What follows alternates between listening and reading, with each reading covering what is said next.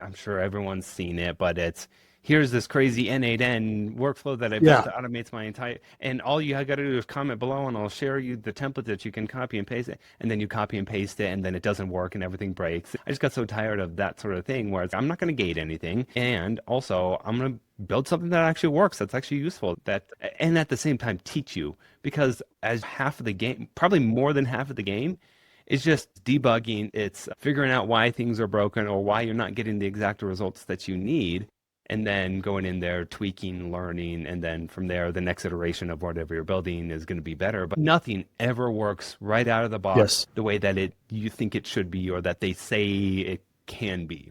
Hey, and welcome to Agents of Insight, where we talk with agent developers and deployers and users of agents. So we get past the marketing hype and get to those that actually build and execute. I'm here today with Brandon Redlinger. Brandon's got an amazing Substack and podcast called Stack and Scale AI. He's a marketing professional, and we're excited to have him on today to unpack his knowledge and talk about the state of agents in the go-to-market arena and how he uses them and how he sees challenges that companies have and how he helps them out. Brandon, welcome to the podcast and give us your background. Yeah, for sure. Yeah, high level. Gosh, where do I start? I'll keep it as brief as possible, but I started out in sales actually. I was an SDR way before they called it an SDR. Dated myself a little bit, but did that for a little bit, carried it back. But then I really saw how growth and marketing could be that force multiplier for sales. So I went over to the growth. This is back when like growth hacking was a big thing and the more technical side of marketing was coming up and really dove into that. But most of my career has been in B2B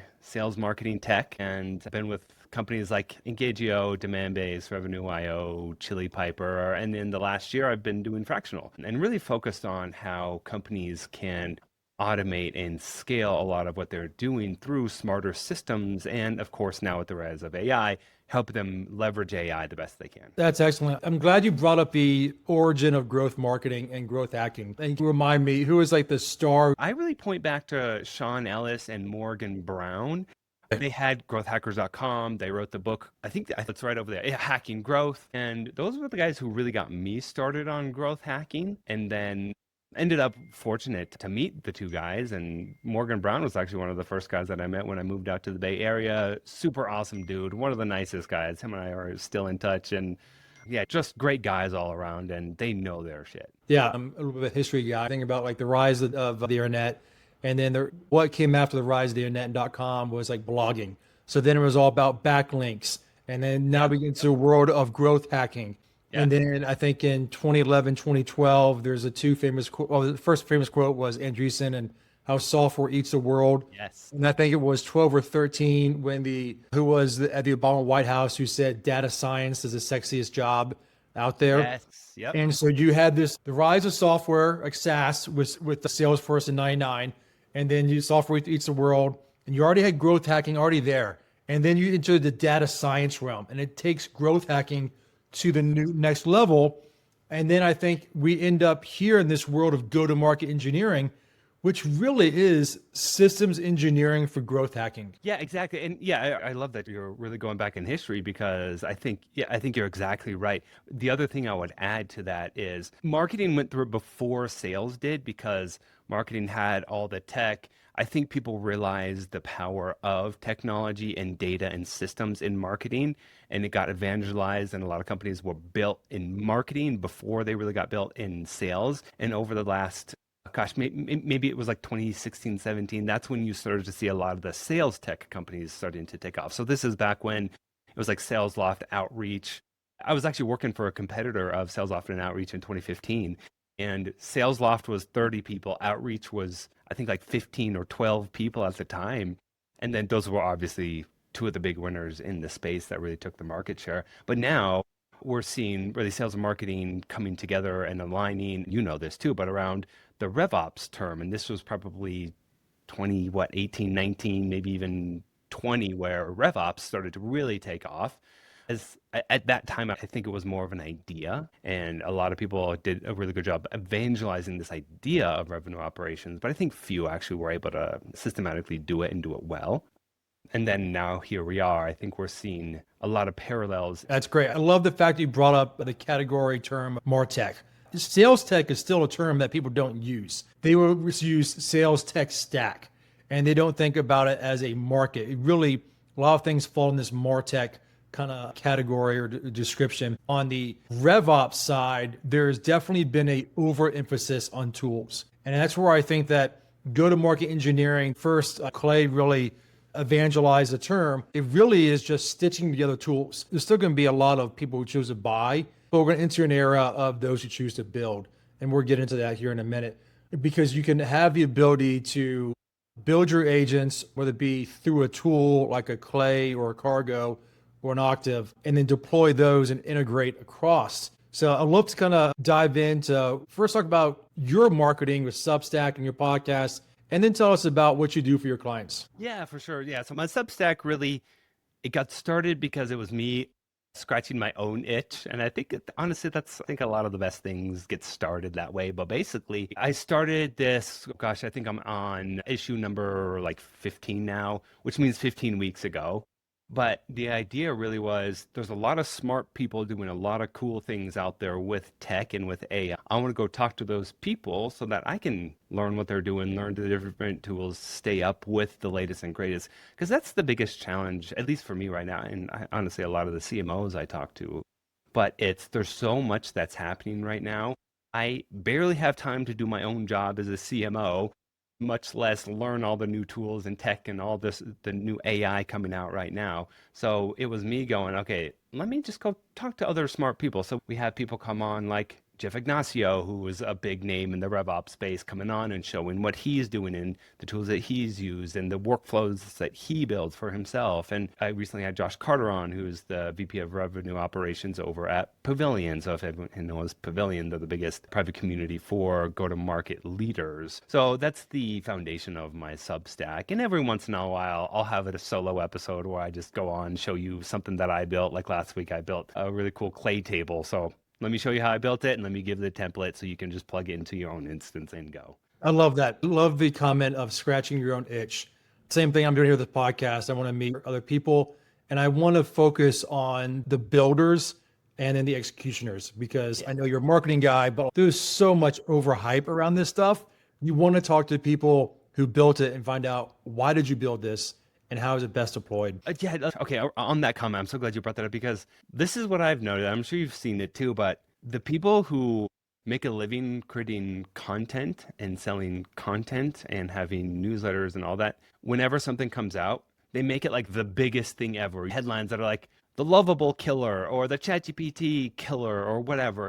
And it gives you that FOMO. But if you follow the actual analysts and the industry experts, they'll give you the real stuff. So I think you really have to approach that stuff with a grain of salt. Like, I get a lot of tactical how to use some of these tools from those people, but I'm really cautious with what I read from those headlines, because again, like I remember probably the biggest example of the difference between the two was when ChatGPT or when GPT-5 came out. Everyone's, oh my God, this is the greatest thing ever. You can't believe the things that I'm doing now. This is such a game changer. And then you look at the actual analysts, the people in the industry, the people who are actually using this stuff and testing it and doing evals and all that stuff. They're like, oh, that was underwhelming. Yeah. And you get the real scoop from them. I love that you brought that up. I work in the world of RevOps and building ARR waterfalls to help companies value other companies or to build to exit readiness. And they used a retention analysis curve. And I'm like, this was the most basic sensitivity analysis that you could have done. Yeah. There was no commercial practical value of showing that, but it created a great visual with colors and lines. And I'm like, this is where, the marketers, they're excellent. I respect people who are able to be consistent and creative. And that is a skill set and a muscle that takes time. All of us who are single shingles or solo founders, that is a hard thing to do. So I respect them. Exactly. But the issue, like the point of this podcast, and is people talking to people like you who are building tables, and or building tools and deploying tools. I want to take a step back here and how the framework I've mentioned a few times. In this world of the era of AI disruption, you have three kind of categories. You have the agent users, like people who are going to use GPT or go use a Phantom Buster or go use a tool. Then you have the agent makers. And these are your low code developers. They're going to use a Clay or a Cargo or Revenue Labs or Momentum, where they go and they build these agents or NAN, and they build them through connecting nodes on Clay, moving cells or column descriptions on a table. So you have your no code developers, your agent makers. And that's what's so exciting right now is you have just like this panacea opening that so many more people can now build these agents. Yeah. Then there's when I have shifted further, I guess we call it upstream, into the CLI. And those are pro code developers. And when you're able to run multiple agent developers all day, every day, overnight, then the world opens up so much more. And I think people have to find out, are they going to be a user, a maker, or a pro code developer in this world of AI agents? Yeah, yeah, I love how you broke that up. I never thought of it like that, but I think you're 100% right. And then find one, commit to that, stick to it. And honestly, even if you're bouncing around a little bit, I think there's a lot of value to that. But really pick one lane, get really good at that. And I think that's going to be the way that people build their careers in the future, is getting really good at one of those three things specifically. And that's why I bring that up and I didn't tie it back to your comment, but the scratching the itch comment. So much is about you want to learn something, do a project and figure it out on the fly. Right now, we're both in go-to-market engineering school, and it's extremely helpful. And there's so much value to have someone say, been there, done that. This is how you do it. Yep. But when it's on yourself, you have to learn it. So like for you, building out your Substack, which you have a great presentation of your Substack and get your podcast going, you have scratched the itch. You figured out how to do this stuff. And I'm doing it as well in a different world. But this idea of just start and you build something. And it goes back to this idea of like, why I think Substack is so good for the industry and for individuals. The old famous quote of thinking without writing is only thinking about thinking. And like when you are forced to do long form format in Substack as opposed to short form format in LinkedIn, Substack really forces you to clarify.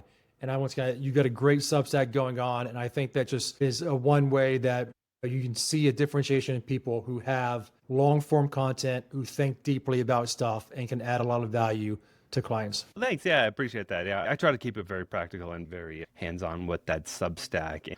Honestly, another part of it too was I got tired of all those. I'm sure everyone's seen it, but it's here's this crazy N8N workflow that I built that automates my entire, and all you got to do is comment below and I'll share you the template that you can copy and paste it. And then you copy and paste it and then it doesn't work and everything breaks. I just got so tired of that sort of thing where I'm not going to gate anything. And also I'm going to build something that actually works, that's actually useful, that, and at the same time teach you, because as half of the game, probably more than half of the game, is just debugging. It's figuring out why things are broken or why you're not getting the exact results that you need, and then going in there, tweaking, learning, and then from there, the next iteration of whatever you're building is going to be better. But nothing ever works right out of the box the way that you think it should be or that they say it can be. Preach it.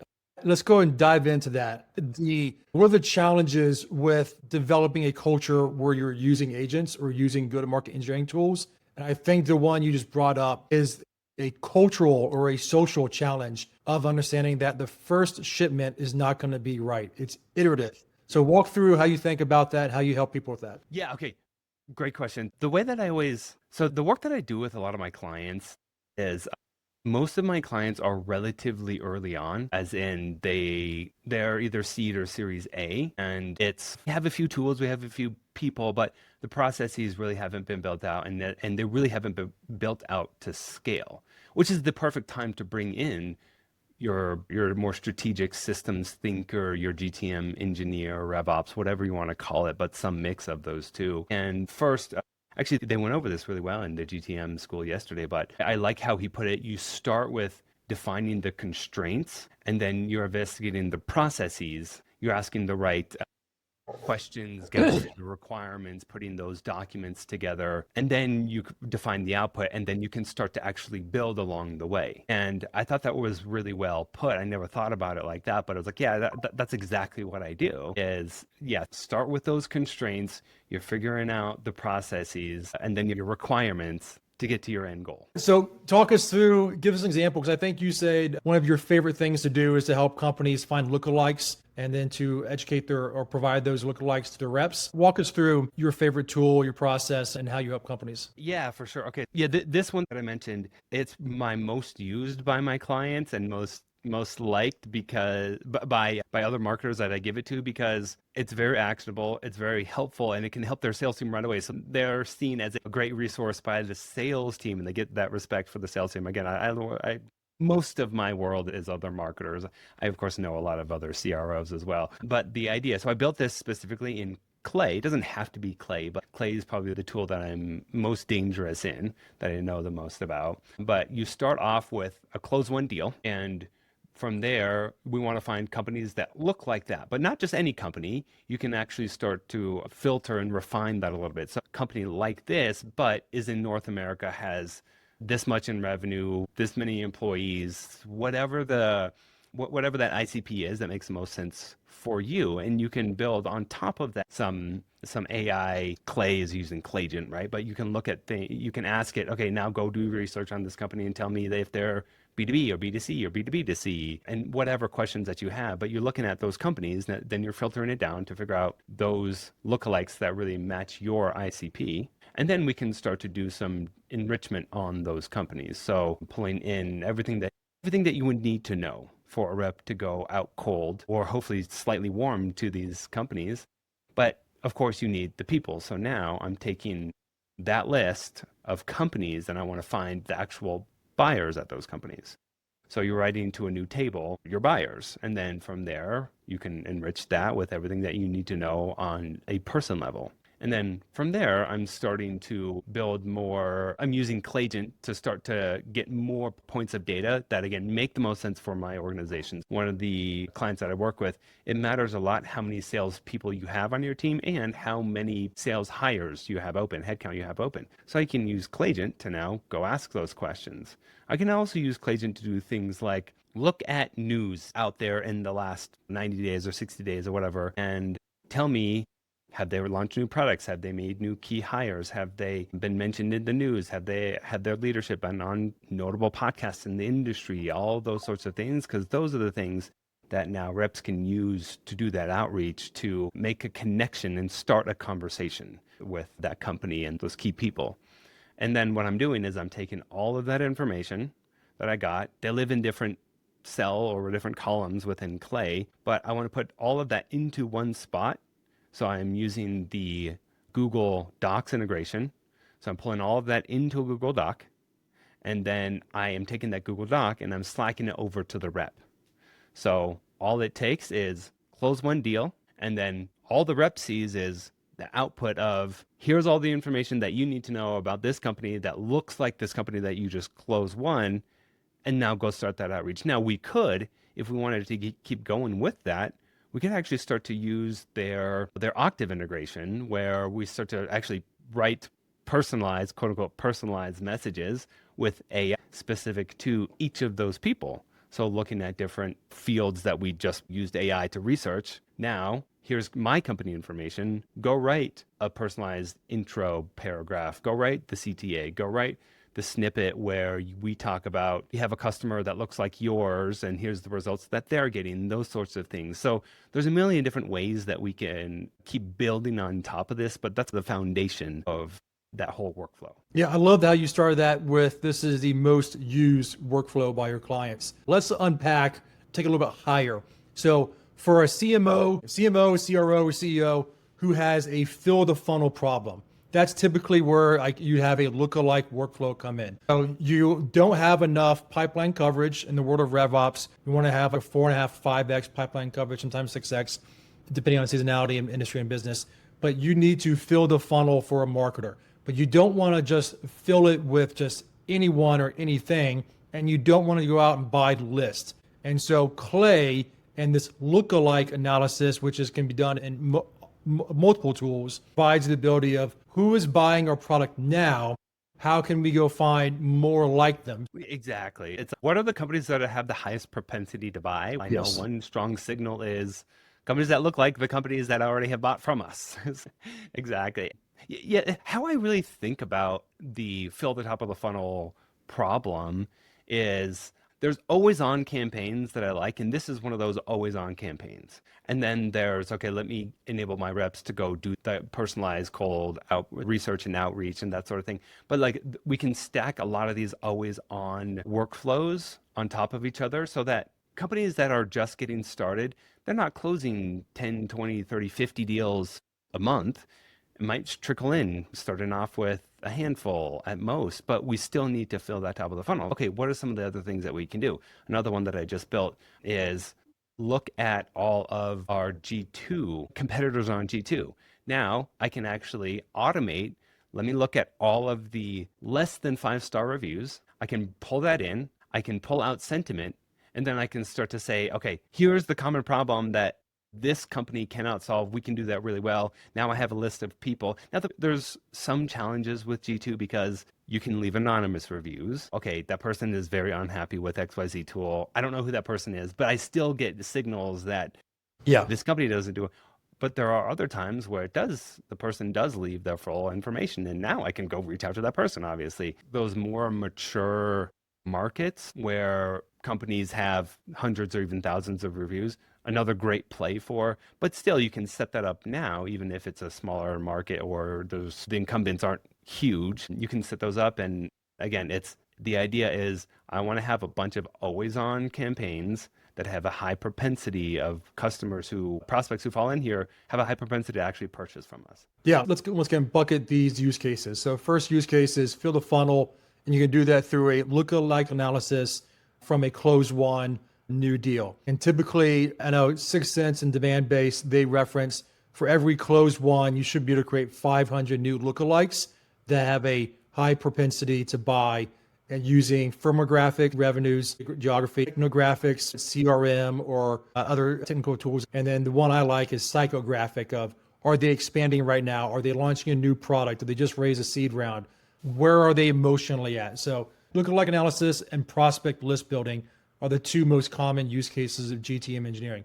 Then you brought up two really key things I would call next level go-to-market engineering, which is around messaging and positioning. So your comment around Octave with messaging and sequencing, and then using G2 to identify where your product is best positioned based upon competitors' products. So those are two primary use cases that you brought up. You have any other ones you'd like to talk about? Yeah, gosh, I could probably go all day about just plays and workflows that I've built. I think another one that a lot of people, there's two that I think a lot of people, it's hiding right underneath their nose, but they don't pay enough attention to. So it's the first one is just looking at people who have landed on their website. So this goes back to your psychographic data, and we visited these certain pages, and you can start to look at the intent or the content on those pages and infer intent. And then the challenge used to be, I've got so much traffic to this one page, but who?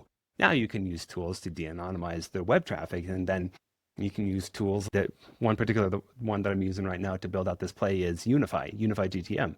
So we can look at people who are landing on these pages, and then I can automatically trigger plays based off of de-anonymizing the traffic, qualifying them, routing them to the right play, and then launching that play. And then the other one is, and you don't even really have to have crazy tools or GTM tools for this. It's look at your closed lost opportunities.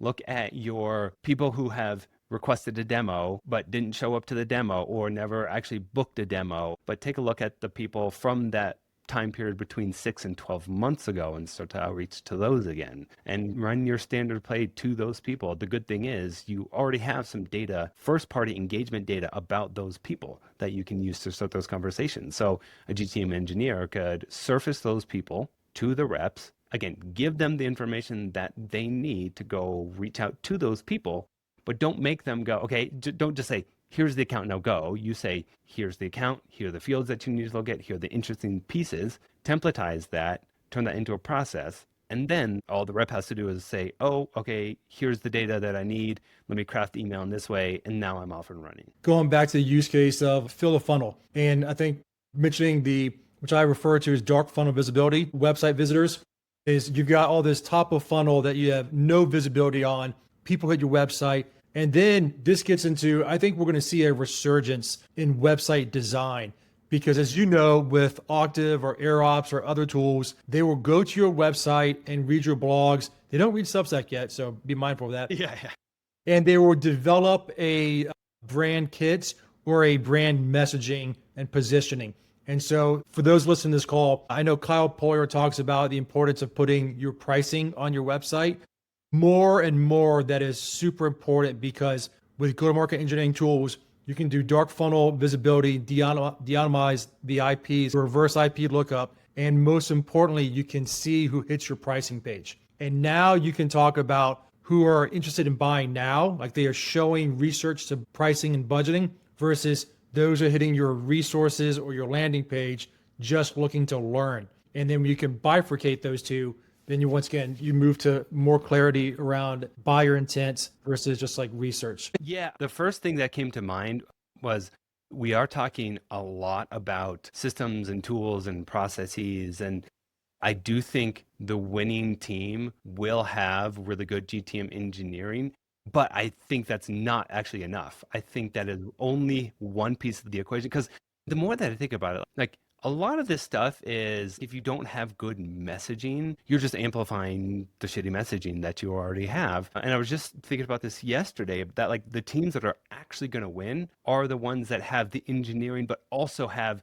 the content, the creative, the actual reason to reply, not just that here's all these cool signals, now go figure out what to do with it. It's okay, now I need to match that like it's message, it's market and media match. Like it's all three of those things. And then timing obviously plays a big role into it too, because if someone is not in market, but like your GTM engineering skills can uncover a lot of these things that make it the right time right now to reach out to someone. So again, message, market, media match, I think is going to be the thing that helps companies win in the future.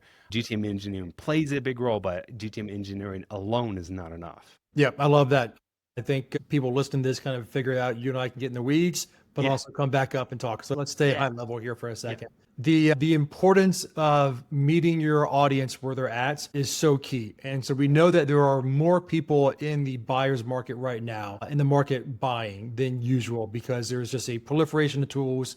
This overhype of, oh my gosh, like you see all those YouTube videos with someone with like hands up and a big like eyes Yeah. wide open. Yeah, you did it yesterday and the day before. It's like you watch the news channel every 5 minutes is breaking news. It's not breaking if it happens every 5 minutes. Exactly. And so, yeah, this is where we talk about operationalizing this because I think in the world of marketing, I think marketing does a better job working with product. I know RevOps sometimes does not get involved with product enough. And so inherently what we're talking about is productizing and systematizing go-to-market process. And so you actually have a go-to-market engineer who is people, if they have them, they should be hiring for them or leveraging an agency or a fractional of someone to do this, to build a product, to go fill the funnel, to go create speed to lead, to conduct data mining for expansion or for follow-ups or for reaching back out to close loss. And so all these things, and inherently that is iterative. Going back to the beginning of our conversation, is you have to figure out on a quarterly basis of what worked this quarter, because you think about the sales cycle, and then how should we tweak it for the next quarter. And what that gets into is in this multi-dimensional view of ICPs. And so you should not have just one ICP. You should probably be testing 4 to 6 at any given time and then iterating on those and saying, oh, we're seeing traction with this process and this messaging to this ICP. And in a previous episode of this podcast, we had Nicholas Wagner on talking about additive, which is building the knowledge graph to create and pull all these meeting conversations, sales meetings conversations, and create that knowledge graph to understand what is landing and what's working, and then apply that to ICPs. But so that's like top level of like voice of customer. And then that goes into like the messaging context engine of Octave. And then someone like yourself or others can utilize that. So how do you think about it as you do a CMO fractional assignments when you think about marketing, media, and messaging? And do you think on a quarterly basis? You think about a semi-annual? How do you operationalize this? Yeah, okay, great question. Going back to when I said most of the companies I work with are earlier on. So for companies that are seed stage, Series A, that they either are finding product market fit or they're verifying that they do have that product market fit. Speed of learning matters more than anything else, right? And if you're running a bunch of tests but you're not learning, you're not documenting, you're not actually iterating positively on that, it really doesn't matter. So everything that I do, I take the principles that I learned from growth and from people like Morgan Brown and Sean Ellis, where we're looking at our tests, we're defining our tests, we're looking at our success criteria, our failure criteria, we're systematically setting up these so we have our clear methodology. All of this is documented, right? And then we're doing our sprints, and then we're saying at the end of the 2-week sprint, did this meet our success criteria, or did it meet the failure criteria, meaning we should move on to the next highest possible, or the next growth sprint that we think has the highest potential, or should we now start to operationalize it? And that could mean systems, it could mean tools, it could mean people, but prove out your channels first, and then you can start to stack them on top of each other. In the beginning, smaller companies, it's more important to do this quicker and learn as quick as you can at low risk as you can. But for those bigger companies, and for companies that have, and it goes hand in hand, but bigger companies will have bigger deal sizes and longer sales cycles and more people involved in the process. So you can't do those, you can't necessarily do a lot of those quicker sprints. And hopefully you have a lot of your systems and your tools set up already, like your foundational layer, some of those things that you know are going to work that are just kind of always on feeding the top of the funnel. And then you can start to look at, optimizing, but also when I'm working with later stage companies, I take a slightly different approach because there's, okay, what can we get that incremental improvement from? So 10% here, 10% there over a bunch of different things really adds up. But also, where can I actually take a 10x swing? And I have a little bit of more budget at these bigger companies where I can start to do some more higher risk, higher reward campaigns and motions where it's not just, okay, I need that 10% bump, but okay, I've got this, I don't like to call it fun budget, but essentially this fun, but like never go to a CFO and say, I want a fun budget. But essentially it's, because they're going to say no every single time. But essentially it's, okay, here are things that I can play around with, that I can go now experiment with, that if it fails, I'm still going to hit my number and I haven't wasted my budget. But if it succeeds, then I'm now a hero for the quarter. So it's slightly different at the different stages of company. But I think overall in today's market, speed of learning is going to matter across the board, but it's just a different kind of learning. Totally agree. Before I get into that, can you clarify, you working with these startup companies, you mentioned sprints. Are you referring to the traditional 2-week agile sprint, or how are you thinking about timing of these marketing tests, if you will? Yeah, it does go back a little bit to, it depends on what you're trying to do and what you're trying to accomplish. So I'm going back to one of the other things, there's so many tools out there, right? And I got to play around with all these tools, and it almost forces you to do a sprint. So a lot of these tools out there, you'll have a 2-week free trial. Okay, that's a good forcing function for me to take these 2 weeks and go do this sprint real quick and figure everything out, put it together, and go. So it depends. Like, I know it's a real consultant answer, but the answer is that it depends. Yeah, but that is the key. I think we're in this, I think the term go-to-market engineering really hit kind of late Q1, early Q2 in 25.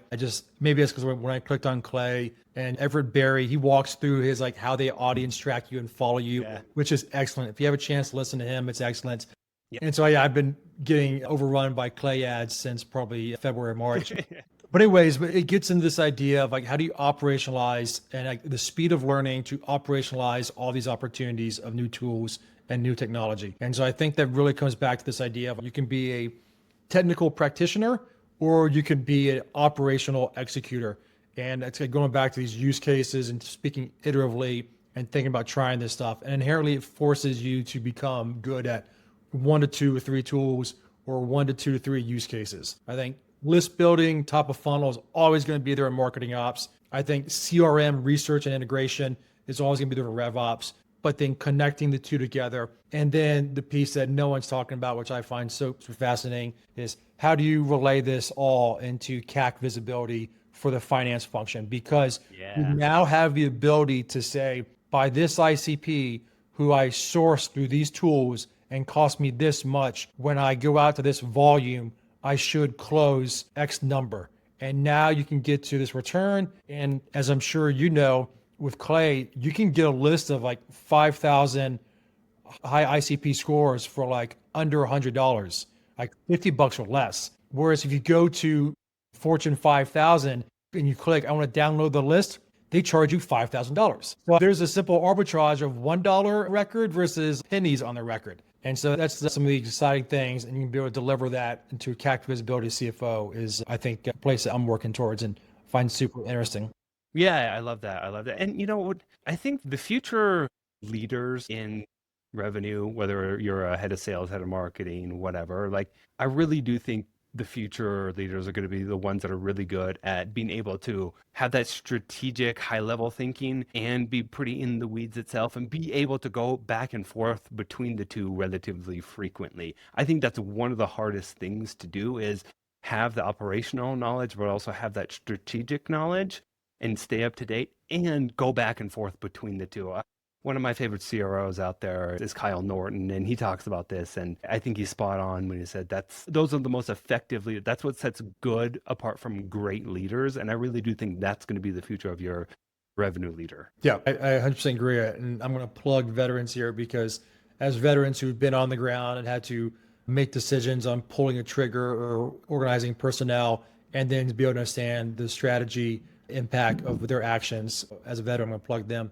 And then, so Brandon, as a future CMO and strategic leader, tell us, what is your strategic North Star as you help these companies and think through not just deploying practical, technical execution of go-to-market engineering, but how do you advise these CEOs on their strategy? Yeah, I think a lot of what I am helping companies do or pushing companies in this direction is trying to predict their market and have a real thesis around the market and a strong stance, and then be able to execute on that, because markets make companies. It's not how much funding you have, it's not how loud your marketing or how aggressive your sales team is. It's the market that makes the company. The kingmaker is the market itself, and then how big a piece of pie of the market that you get, that's on the CEO and how they execute their go-to-market team. So I'm always really taking a step back and saying, if we want to be successful in the long term, because it's both going to be beneficial for you, obviously, and me as well, for you to be successful in the long term,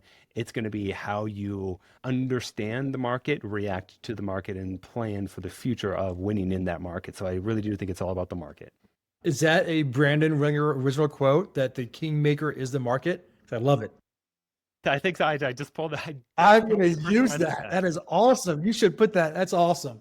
Yeah. So let's just, like, for those, really simple, it's like, every company has their challenges, and you may think that like we're high speed or that we're awful. Hey, guess what? If you're average in a growing market, you're going to grow. Yeah, Versus exactly. if you are high speed in a slow growth or declining market, you're not going to do very well. The ceiling is low. The ceiling is really low with those. Yeah, that is great, Brandon. I think we're going to end on that note. The market is the kingmaker, and you need go-to-market engineering to really accelerate the growth effectively, efficiently. Thank you for coming on today. And how can people get in touch with you? Yeah, LinkedIn is probably the place I am most active.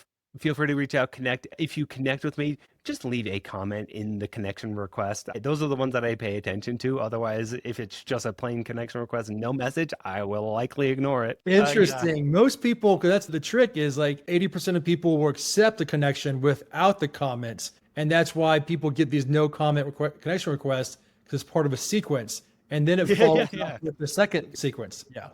Exactly. So yeah, hit me up on LinkedIn. And of course, my Substack and Scale.ai.